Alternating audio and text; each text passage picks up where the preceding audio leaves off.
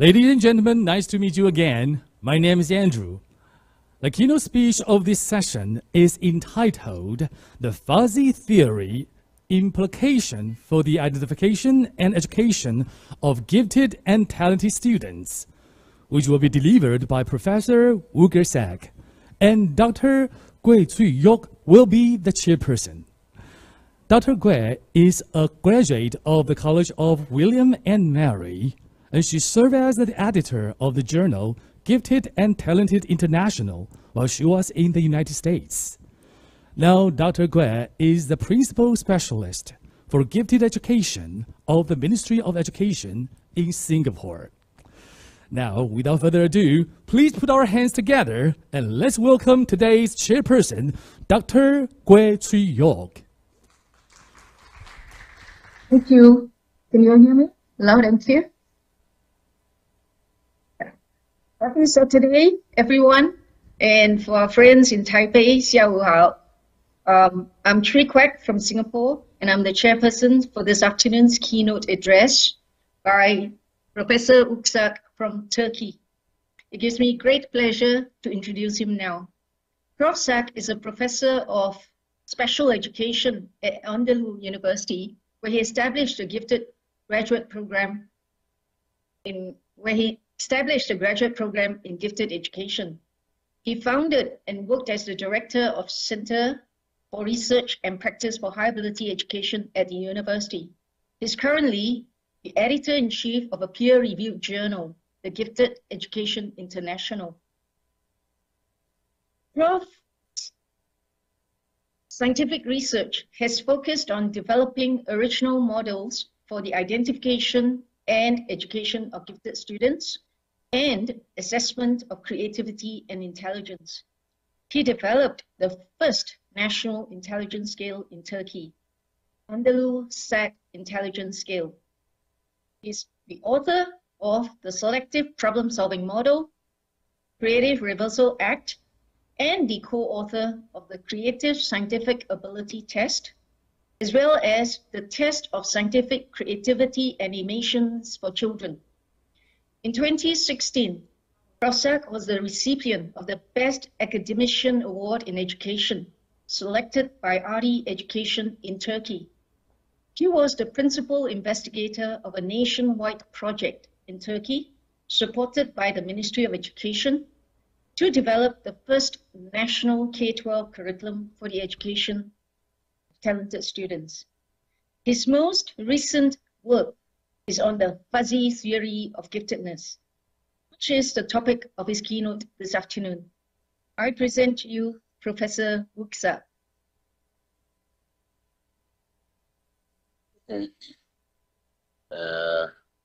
Thank you very much. It was a great introduction, a lot of information about me. And in the beginning of my talk, I want to thank to Professor Chinchiko, the Asia Pacific Federation for Giftedness, and the Taiwan Ministry of Education, who all supported this conference and invited me to make a talk at this great conference. After this introduction, I can start my talk. I will share my screen. Hopefully, I will not have any technological problem.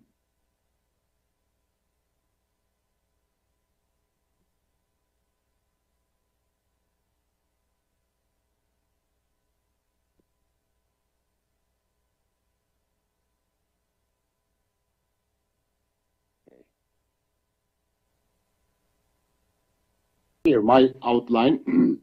First, I will talk a little bit about ontological analysis of the concept of giftedness, and then I'll discuss the fuzzy conception or fuzzy theory of giftedness.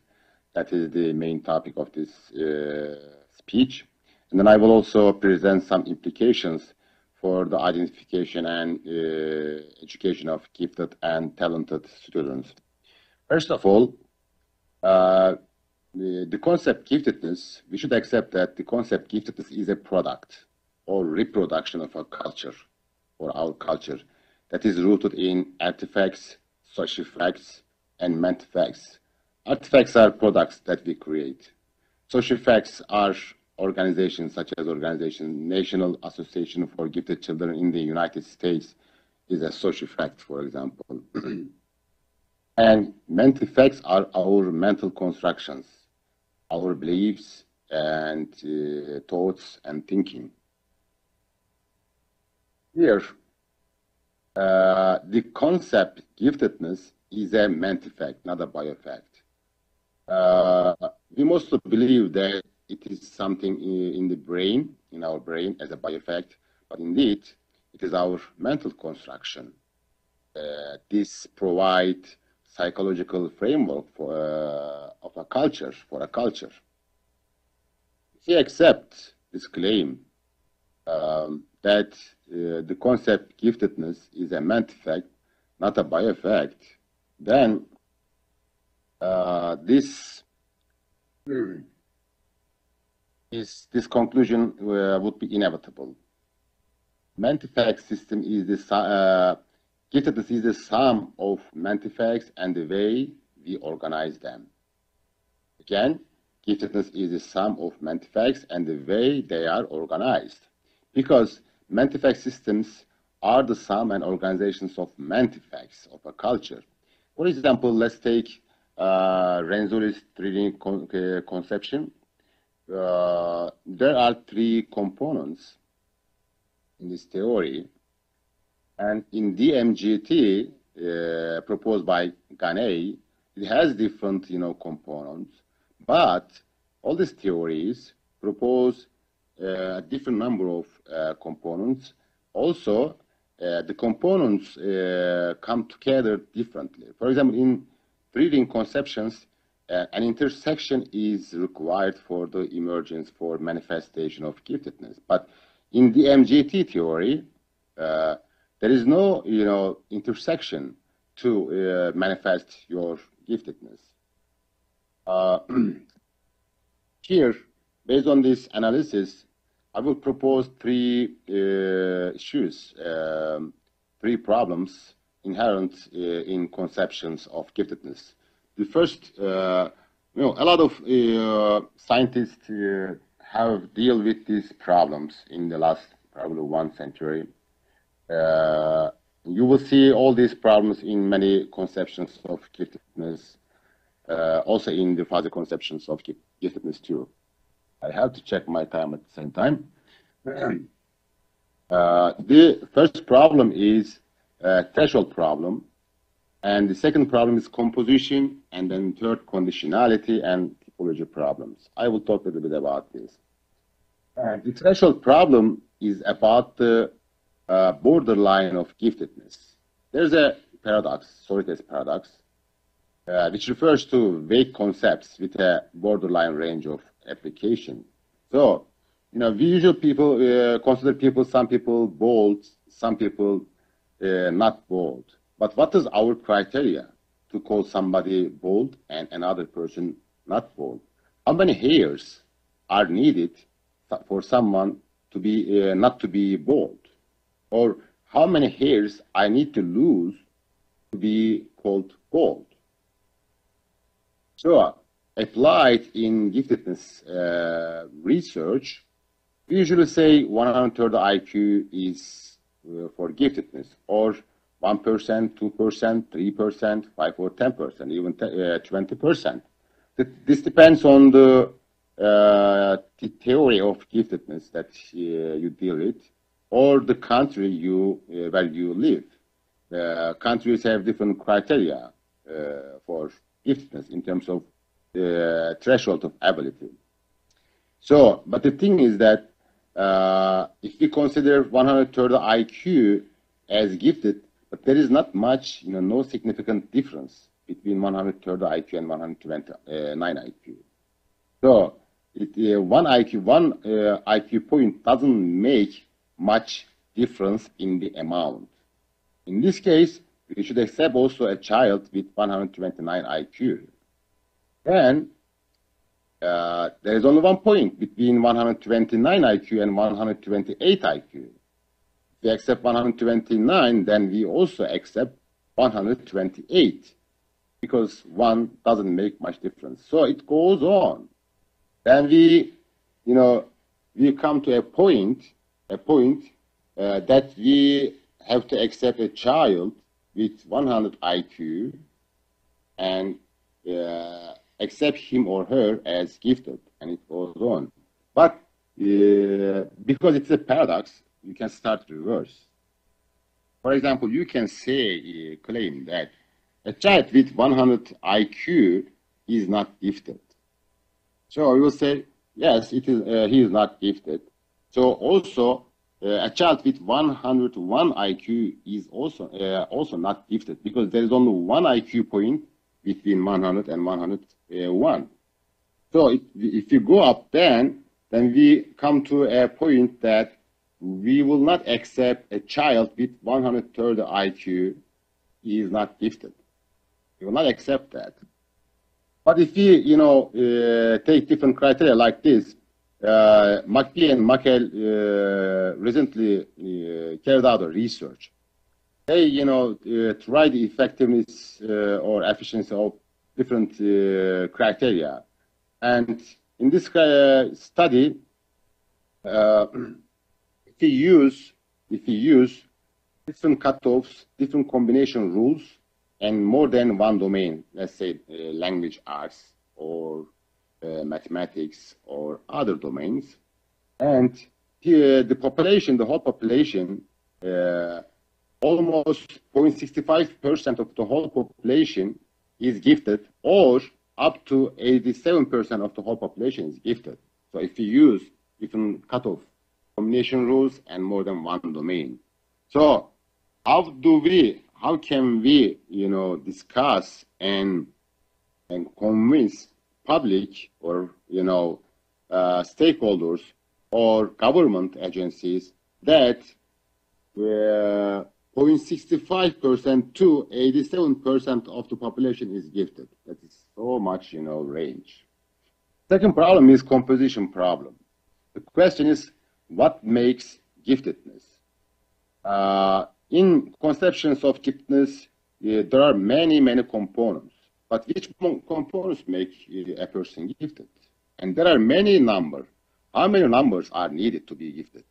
Also, some theories propose some kind of hierarchy of components. So how are they, organized hierarchically?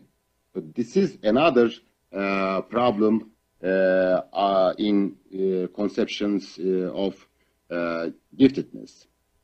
For example, if you look at the theories of giftedness, you will see in three-ring conceptions or Sternberg's theories or Tenenbaum theories, there are different number of components, but they are also different, and the organization of all these components are different. The third problem is conditionality problem. Some theories of giftedness propose necessary conditions for giftedness. I mean, if a condition is not present, then the person cannot be accepted as gifted. But there is two problems. There are two problems with this proposition. First is contingent related to contingent conditions. The second is the plurality of causes. In contingent conditions, if theories of giftedness propose some necessary conditions, an unnecessary condition becomes a necessary condition due to a contingent choice. For example, let's take an example. A theory of giftedness proposes that creativity is a necessary element of giftedness. Okay, we accept that. But if you go and analyze the concept creativity, you will see a lot of many components of creativity and subcomponents and sub-subcomponents. For example, non-conformity is one of components of creativity. according to some theories or theories such as Lubart and Sternberg, non-conformity is a required component of creativity. So, if non-conformity is missing in a person repertoire of abilities or characteristics, then this missing component will veto creativity of this person. And then, because the person doesn't have creativity, then the person doesn't have giftedness. So, non-conformity kind of has the veto power to for giftedness. But there's another problem with these contingent conditions, because contingent propositions are possibly true in some worlds and possibly false in other worlds. For example, non-conformity doesn't mean the same thing in Europe or in Eastern culture. So, if non-conformity is a component of giftedness, then how should we define it in Western culture, Eastern culture, or Northern culture? So, there is a vagueness in this. And the second problem is the plurality of causes. This conditionality problem, because types and organizations of dispositions and environment are too many. There are so many interactions between giftedness dispositions and environmental conditions. So if there are many causes, then the conditionality problem makes the conception of giftedness more complicated. The fourth one is typology problem. In giftedness research or conceptions of giftedness, the vagueness in relation to boundaries between types and domains of giftedness is clear. For example, of course, in the last 30, 40 years, something like that, the field of gifted education has become really rich in terms of conceptions. A lot of scientists, researchers, academics developed theories and conceptions. Here, for example, Cohen in 1981 proposed a multidimensional model of giftedness. It has three types: intellectual, social, and artistic giftedness. In Ghanaian type, intellectual, creative, social, perceptual, physical domains. Or Sternberg proposed 7 types of or pattern of giftedness. See, there are types, domains, and patterns of giftedness. But there is also a vagueness in the typology of giftedness. Okay, all right. Here, it is time to present the fuzzy conception and fuzzy theory of giftedness. Excuse me.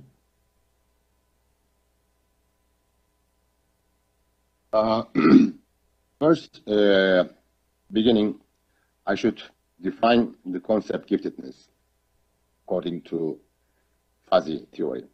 According to fuzzy theory, giftedness is a network of developing dispositions manifest in interactions with stimulus conditions.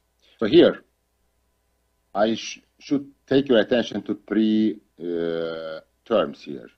First of all, first one is disposition, the second one is stimulus condition, and the third one is interaction. So the 3 components altogether, and there I will present here some specifications and characteristics soon. First, an analysis of specification of dispositions. Dispositions are characteristics of a person, internal characteristics of a person. But they are properties in potentiality. And we usually say that the gifted child has the potential to become a successful adult under certain conditions. But the personal dispositions are of two kinds, intellective and non-intellective. Intellective, such as reasoning, working memory, and so on. Non-intellective, self-concept, motivation, interest, curiosity, and the like. The first proposition related to the dispositions of proposed by fuzzy theories, dispositional properties of giftedness are ascriptions. All dispositional properties are secondary, as John Locke proposed or suggested years ago. So there are primary properties and secondary properties. For example, the shape or the height of an object, of a wall, is the primary property of an object. But the perceptions that this object causes in us is the secondary property. For example, let's take an example, a red a red wall.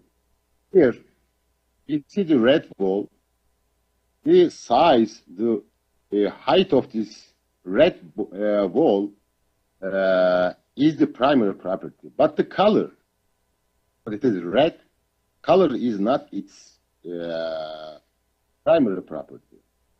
It is rather secondary property. Because when we turn off the light, and we switch off the light, we cannot see the color. The wall is still out there, still over there.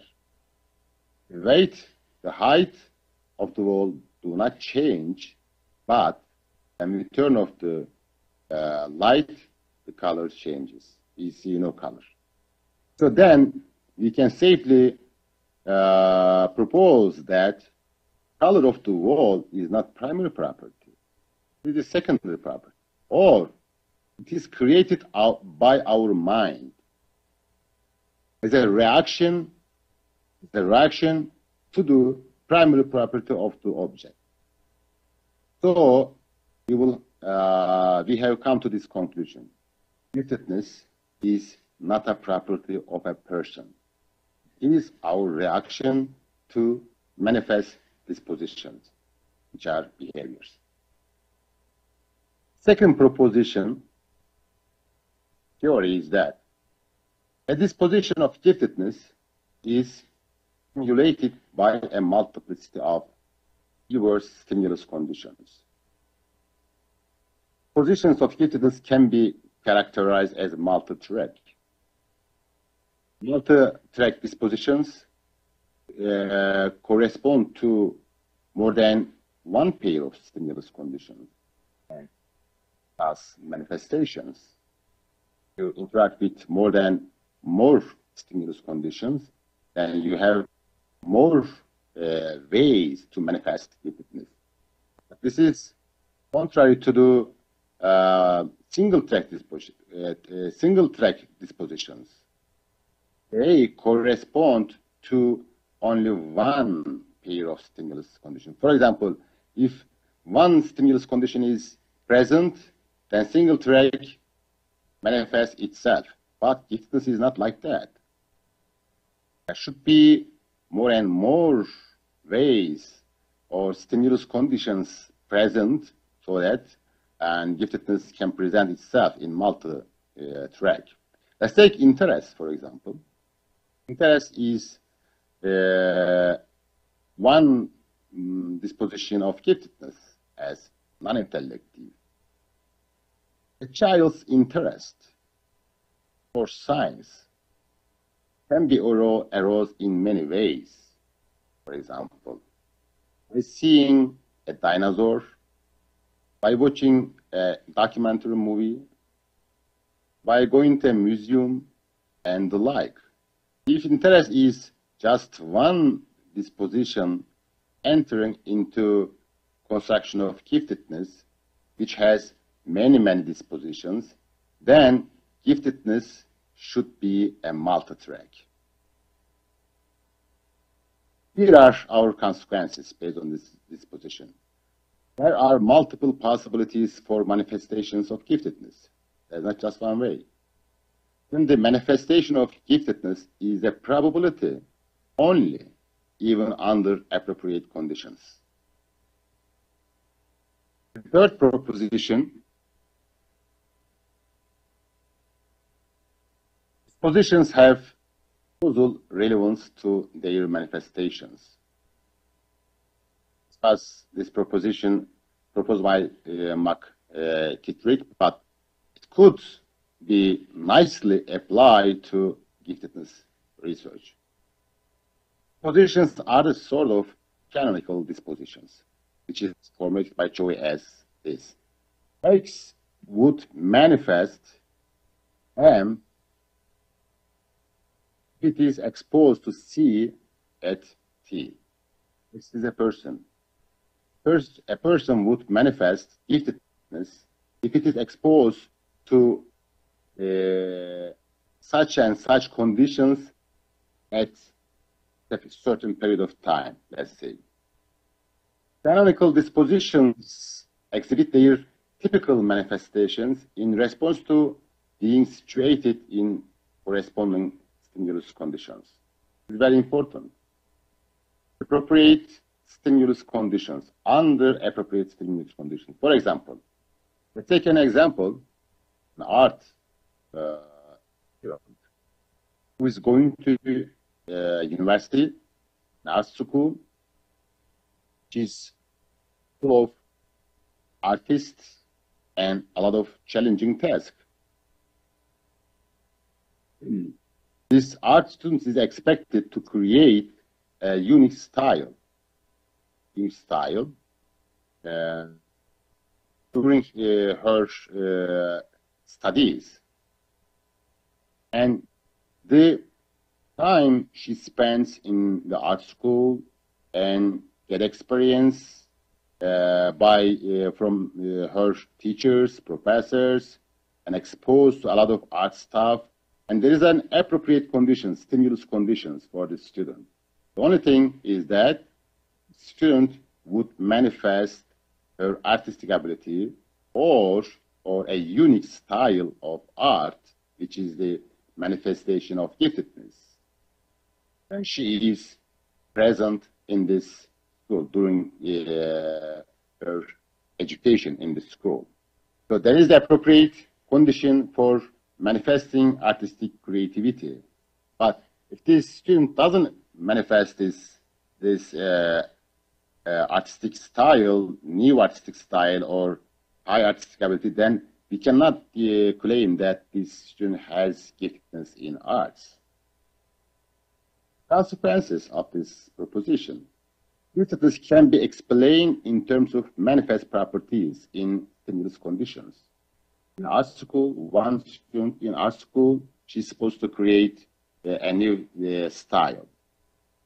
There exists no hidden gift in a corresponding stimulus condition in this case. Third proposition, intellective and non-intellective dispositions are equally necessary for the manifestation of giftedness. But in many conceptions of giftedness, non-intellective dispositions are considered only mediators or not necessary in the construction of giftedness. Let's take this statement, for example. If the manifestation of A, such as giftedness, entails conditions B and C, such as motivation and creativity, then condition B and C are equally necessary for the manifestation of A, giftedness. So, non-intellective dispositions are not mediators or catalysts. They are necessary components, indeed as necessary as intellective positions. The last proposition. The number and magnitude of dispositions in the manifestation of giftedness cannot be precisely estimated. So they come in degrees. You know that. Because dispositions have subdispositions. Talk about this before. For example, creativity has many subdispositions, or even giftedness have a lot of subdispositions. But indeed, subdispositions also subdispositions. In this case, it is almost impossible to estimate the magnitude of dispositions in the manifestation. And also, dispositions contribute differentially to interaction with the environment or stimulus conditions under multiplicative model. If you remember the theory, neurogenic and epigenetic model proposed by Simonton, dispositions or skills or genes have better power and compensation qualities. So under a multiplicative model of giftedness, it is almost impossible to precisely estimate the magnitude of dispositions in the construction or manifestation of giftedness. Let's take an example. There's an artist in Turkey. His name is Eşref Arman. You see the picture drawn by him on the right side. Eşref Arman was born totally blind. He was born totally blind. He never saw the world.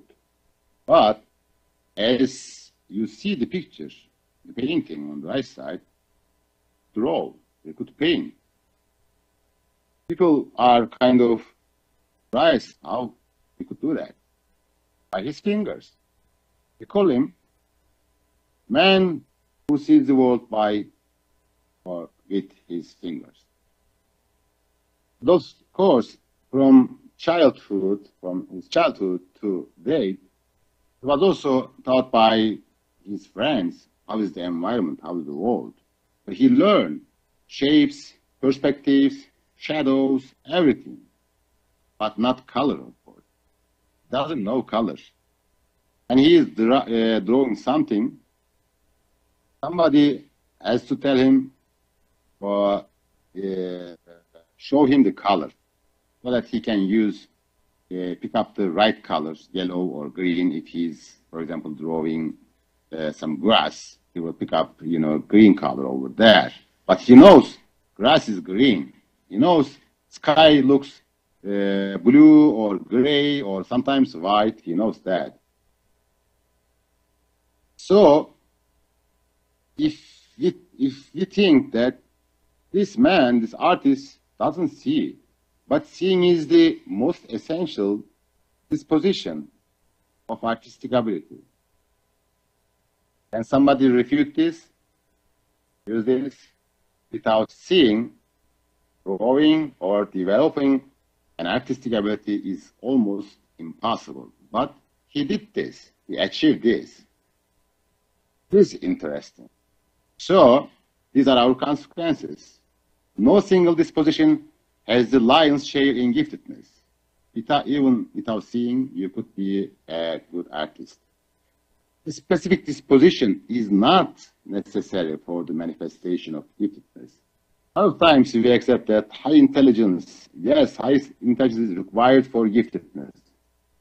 But actually, under a multiplicative model of giftedness, under the fuzzy conceptions of giftedness, it is not really necessary. It could be compensated by other qualities or dispositions, even if you don't have high intelligence. Okay, another component is stimulus conditions. First, giftedness manifests in the interaction between personal dispositions and stimulus conditions.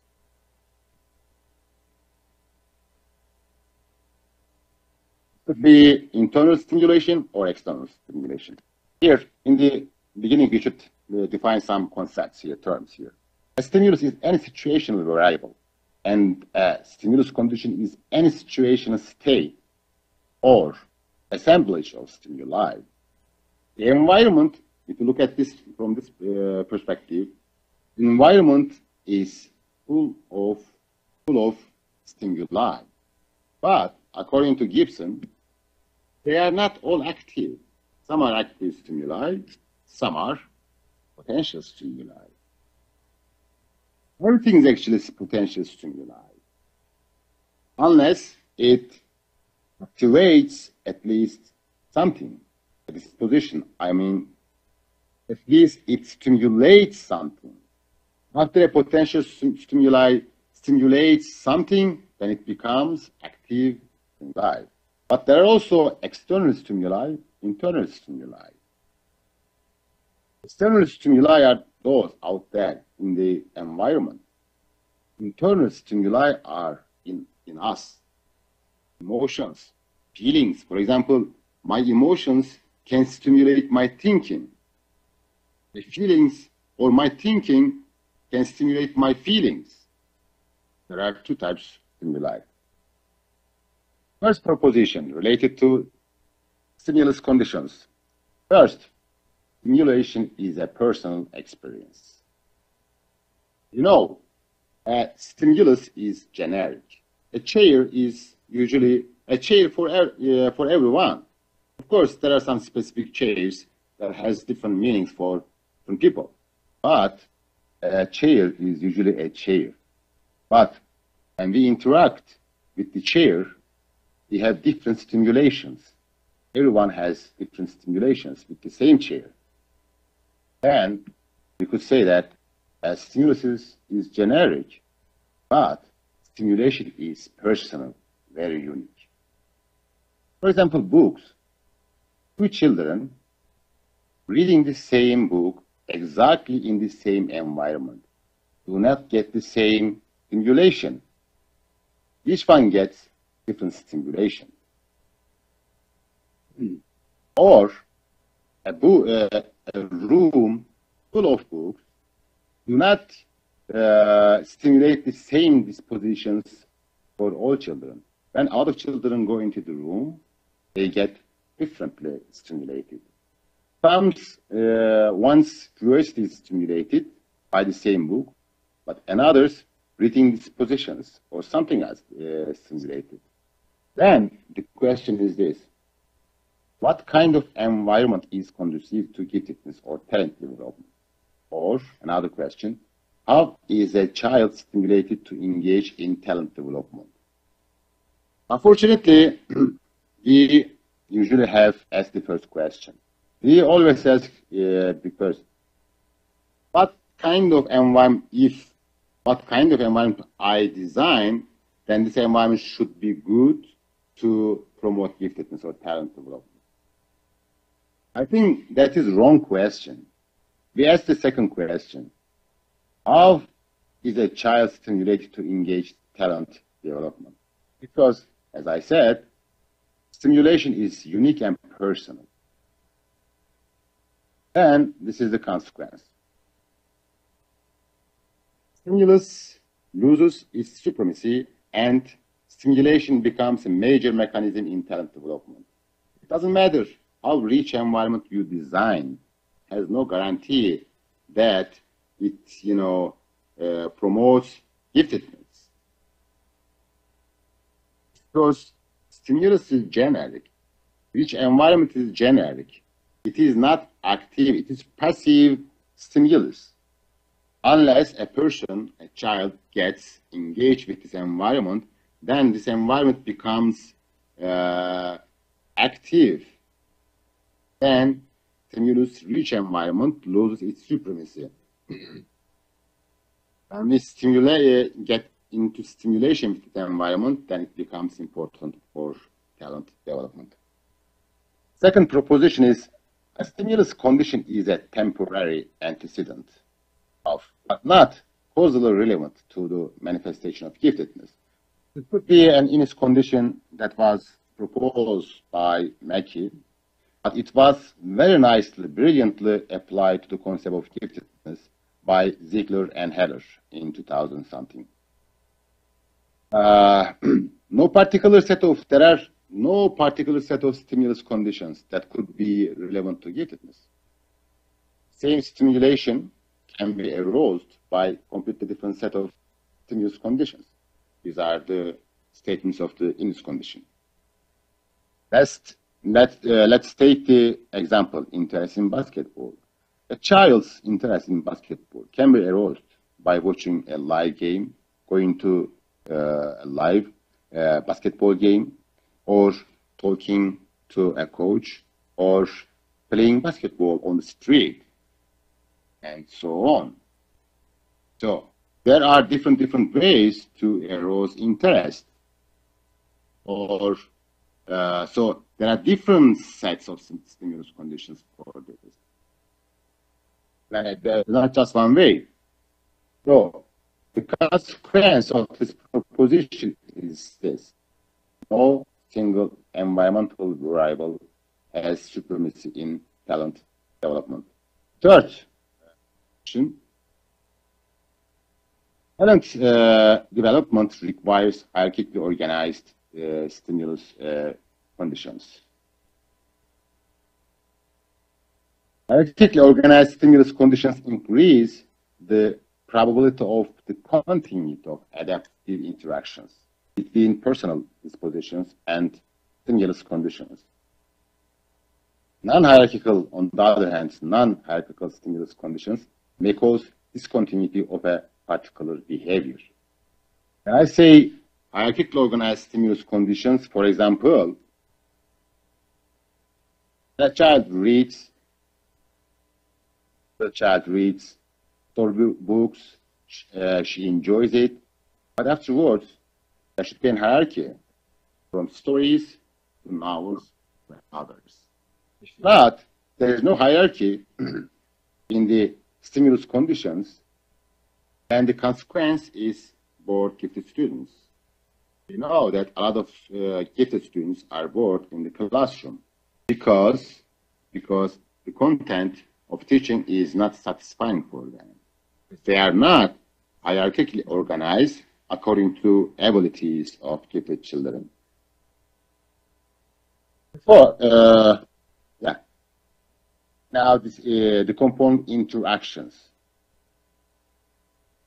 First, intelligence exists in person-situation interaction. We should apply this idea to giftedness research. Same thing. Giftedness manifests in efficient interactions. If you remember the definition of giftedness according to APCG model, it is efficient interactions.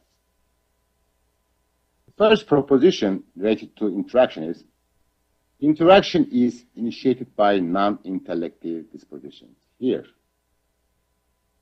we see the importance of non-intellective dispositions: curiosity, motivation, task commitment, interest, and so on. Much more important sometimes, much more important than intellective dispositions, because they initiate the interaction between person and the stimulus condition, between person and the environment. Also, it also creates a feedback loop between person and the environment. However, interaction is mediated and maintained by both intellective and non-intellective dispositions, as well as environmental conditions. Of course, there's sometimes child whose, for example, intellective interaction with the environmental variables can be aroused by non-intellective dispositions. For example, the child, when the child sees the caregiver, child has different emotions and feelings or behaviors. So the child's memory, in this case, the child's memory is capable of arousing non-intellective dispositions. The consequence of the proposition 1 is non-intellective dispositions may have a priority in talent development.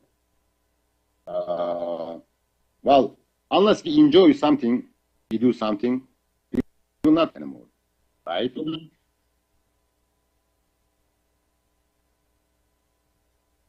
And the second proposition related to interaction, manifestations of giftedness entail higher order interactions.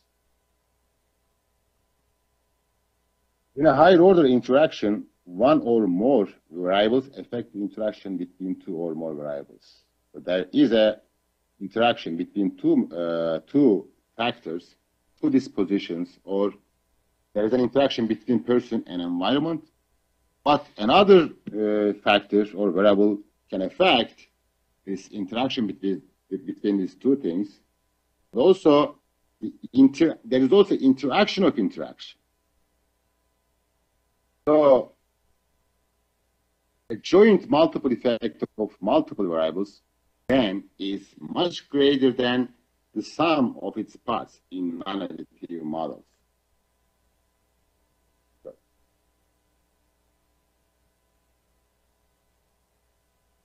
So, the interaction between person and environment, as outlined in manifestations of giftedness, is higher order. There is always interaction of interactions. Second proposition, of course, manifestations of giftedness entail higher order interactions between or variables, between personal dispositions and environment. Within the personal dispositions, within environmental variables, and interactions of interactions. So this view should call this joint effect versus main effect. But there is always an interaction within personal dispositions. For example, memory has the potential to arouse, stimulate my thinking, my intelligence, right? So there is an interaction. Memory has the potential to recognize certain stimulus conditions in the environment, start some kind of interaction between environment and me, so on. The consequence of the proposition 2, ability plus motivation plus good environment doesn't equal to achievement. We usually suppose that if a child has high intelligence, the motivation in a good environment, then this child will develop giftedness. But according to this proposition 2, some of the factors, such as ability, motivation, good environment, and so on, even interest, even curiosity, doesn't equal to high achievement, doesn't necessarily lead to high achievement, but there is an interaction. So it is multiplicative, not additive. The third proposition of the interaction. Interaction between person and environment requires evolutionary changes for talent development. Indeed, talent development is similar to evolution. In the evolution, species involve diversification and advance, as suggested by Huxley in 1955. Similarly, talent development requires diversification and advance, but where? Talent development requires diversification and advance in individual and in environment. These are focus diversification and advancement. For example, in order to become a highly talented mathematician from childhood to adulthood, you have to have a diverse environment for this child. First, when we say diversification and advance in individual, we talk about necessary skills for becoming a great mathematicians. There are induction, deductions, strong memory, and so on that are required for mathematics, right? But also when we say advancement in individual, we talk about not average ability in mathematics or in skills, in, for example, reasoning or memory, but an advancement in memory and in reasoning that are related to mathematical ability, mathematical creativity. Also, we need also some diversification or focused diversification, advancement in environment, become a great mathematician. For example, a child in school has the interest in mathematics, and she can do with mathematics and work with the teachers. In the school, she can join the math club. In high school, she can go to math competitions or Olympiads. In the university, she can work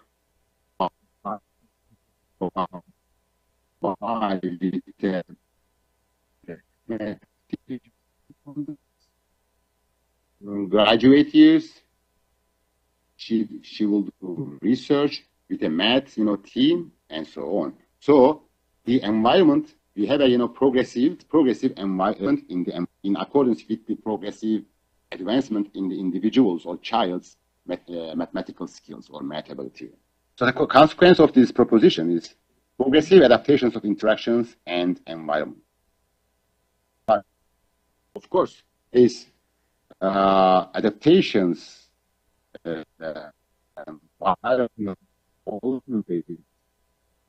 progressively self-reproduce and adaptively maintain interactions required. Okay, the last part of my speech is identification and education of giftedness based on APCG model. So according to APCG, there exists no necessity for a gift to be identified, because no personal dispositions are necessary nor sufficient to be recognized as a cause of giftedness. No identification, but selection of those who can develop efficient interactions with environmental conditions. I will suggest two-phase process: self-selection of environment and adaptive retention. Self-selection of environment is this: people, usually children or students, usually select environments that they like to do, they like to be. If you like, for example, football, you will join football clubs. If you like reading books, you will go to library.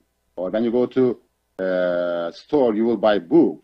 So children are selective in their environment. Should be the same thing for gifted education programs. Children, students who are interested in mathematics or science should go to those programs, or arts should go to those programs. No, there is not supposed to be a strict rule for entering this program. But of course, the capacity of a program is important. They cannot accept everything. And there should be some kind of domain-specific assessment in the beginning. So it is static assessment. But once students are accepted to the program, because self-selection of environment doesn't do the best job all the time, because a lot of students, okay, they want to be mathematicians, they want to be scientists, so they are accepted to the program, gifted education program. They start the program, but they will not achieve, some of them, they will not achieve very well or efficiently. They will not manifest a high level of achievement or interest or motivation. Then they either should leave the program or be advised to leave the program and find another program that best matches their talents. So the second stage is adaptive retention. When children has a misfit with the program, then during the program, then they should be advised to leave the program and find another program that matches their talent. Here, there is some advantages and disadvantages of using identification versus self-selection or selection. Identification is a diagnosis, usually that. But selection is a search process of finding the best fit, right? But you all know, diagnosis should be free of mistake. If you make a mistake in diagnosis, consequence will be worse, right? So if you identify a child as gifted, let's say we label, and then in the future, in the program, the child doesn't achieve very well, then there is another problem. And second, identification suffers from the story test paradox that I discussed in the beginning. But selection is an approximation that operates on probability. We accept students, we expect students to grow better, become mathematicians, scientists, but there is no guarantee, there is only probability. The third one is identification leads to labeling. When we do some kind of test, we say gifted or non-gifted. So there is an absolute truth, existence or non-existence in identification. But on the contrary, selection avoids labeling as it operates on probability of partial existence. We say this child has interest, motivation, and curiosity in science. He wants to be a scientist. He wants to develop scientific creativity, scientific talent. So we accept the child to the program. There is only partial existence that the child has some kind of potential to become. So we don't need to label. Another one is identification overemphasizes on itself, narrating like-minded people like selfish genes in evolution. We identify the same type of gifted children, the same type of children. But selection is selfless, being concerned with the diversification of talents only. And the last one is identification produces underachievers as it is static, but the selection is dynamic and generate overachievers as it is dynamic. Education, my last words. The major goal of gifted education should be talent development through initiating interaction between person and learning environment. This could be achieved through treatment interaction models or aptitude treatment interaction models. Because I have no time to discuss these models, I will just go over it. And also, the major goal of gifted education should be talent development through progressively adapting the learning environment to progressive adaptations in personal dispositions. So we are expecting both progressive adaptations in the environment, stimulus conditions, and progressive adaptations in the personal dispositions, two ways. This could be achieved through expertise reversal effect models. In the literature, you will see it. Kalyuga wrote a nice paper on this expertise reversal effect models. I will suggest you to read it if you are interested in expertise reversal effect models. But of course, there are two strategies in gifted education: acceleration and content enrichment, that could be used in the expertise reversal effect models very nicely. But progressively adapting the learning environment to progressive adaptations in person dispositions require two principles: precedence of adaptations and level of adaptations. Environmental adaptations always should precede corresponding adaptations in dispositions. And the level. environmental adaptations should be advanced enough to maintain and boost interactions so that we can sustain progressive adaptations both in environment and in personal dispositions. Here are my last points. APCG is valid under certain boundary conditions, just like other theories. One will manifest and optimize giftedness as long as the interaction between person and environment is adaptively and progressively reproduced throughout life. Identification and education in gifted education should be based on interaction models. Thank you very much for attending my talk. Thank you.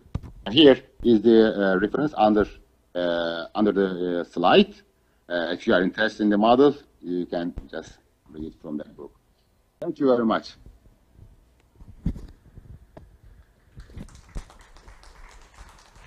Thank you. Thank you very much, Thank you. Professor Sak. Dr. Guek, I'll pass it on to you. Thank Thank you. you very much, Professor Sak. Okay, just in time, right? Oh, yeah. Just want to thank you for providing the stimulus conditions that enable us to have personally stimulating experience. You've given us a lot of the conference, the stimulus conditions for the young researchers. young and old. Yeah. Given us a lot of food for thought. Some of your ideas, I must say, are pretty provocative. And I think we would have people in our audience who would have questions that they would like to ask you. So can I invite questions from the audience, please? Yeah, please. Yeah, I can't see the audience that's on site, but I see a question from Dr. Fang. I think from we have a Hong Kong. gentleman here on site. He's going to ask a question. So there you go. Professor, hello. I am a doctoral student in Taiwan, and thank you, Professor Sak, for your sharing about fuzzy theory that provide us with a brand new way to consider about gifted and talent education. And there are two questions that I want to discuss or know more from Professor. First, Professor mentioned that identification is unnecessary. So how to use the educational resources effectively? Like age, adulthood and minors have a demarcation. Salary division is divided into high income and low income. How can assess these educational resources requires a cut point? And second, Professor point out we need search process of finding the fitness or right match. So how to achieve talent development for all? If there have 30 students in a class, have 30 different matches, how to do it, group it, or individualize? Those are my questions. Thank you, Professor. Thank you. Thank you, Mr. Harold Pan. Professor, please. Thank you. Thank you very much for the question. Make it clear. Yeah, according to fuzzy theory, there is no need for identification because there is nothing to be identified as gift. Because giftedness is a network of developing dispositions in efficient interactions, right? So instead, I propose selection, which is not new actually. Selection is not new. Everybody knows it, right? But I believe identification is wrong. It is static assessment, right? So do you want everyone to be fast runners? It's impossible, right, in the world. Do you want everyone to be, artists? Not impossible. Everybody cannot be mathematician. It is impossible. Or everyone cannot be great scientist. It is impossible. But the identification assumes this. When I identify, it will be mathematician, or he will be great scientist. But selections doesn't do that. Selection relies on non-intellective dispositions first. Says, okay, you have great motivation, great curiosity, great interest, and you believe in yourself. You believe in yourself that you have mathematical ability, then come. Then come. Okay, we give you the opportunity. As the doctoral student said, we have a lot of resources. How are we going to allocate this? We have all those resources, right? And we'll say, okay, come and try yourself in this highly challenging and rich environment, right? Provide for those people who want to be great mathematicians. During a period of time, the child will study, and interact with math teachers, with other peers, with all the stimulus conditions, rich environment, and everything is there, right? Is there. But if the child doesn't progressively adapt the environment, doesn't advance in skill, right? If you don't see the progressive adaptations of interactions in child and environment, then child is not doing very well. You should ask the child, are you happy here? Or not? If you are not happy, well, we will find you another match. Probably you have talent in other domains. Okay, we will find it there. So we should, kind of share this income resources in the country according to talent domains. According to talent domains, then people, children, students can go to those talent domains. I mean, I'm not saying gifted education should not exist. I am an expert in this field. I cannot reject that, first of all, right? It is necessary. But how it is designed is wrong, gifted education. Thank you very much.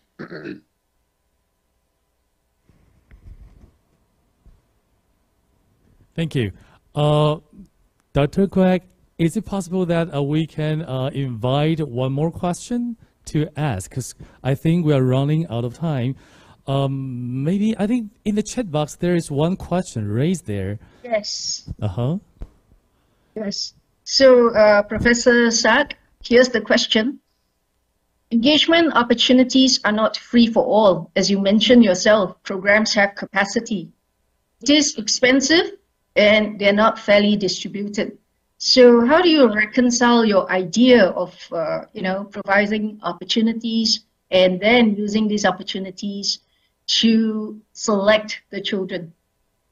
Exactly, even within a school, resources are limited.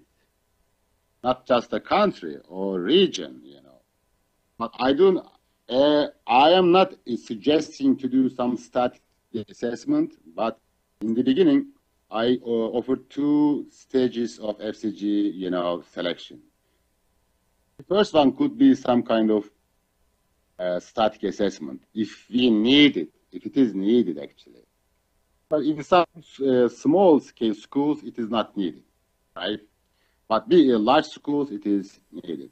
In the first one, we can, of course, assess domain-specific abilities of children, interest, motivation, curiosity that are related, that are theoretically dispositions required in a talent field. Then we can have some kind of boundary for this. This is actually unnecessary, but economically necessary, theoretically unnecessary. Thank you very much. Thank you, Professor. Right, thank you very much. The host, is it time for us to call the session to an end? Andrew, is it? Time. So, ladies and gentlemen, is there any more question? All right. So, before we end, this session, why don't we put our hands together again and show our appreciation to Professor Sak and the chairperson, Dr. Quag. Thank you, Professor Sak and Dr. Quag.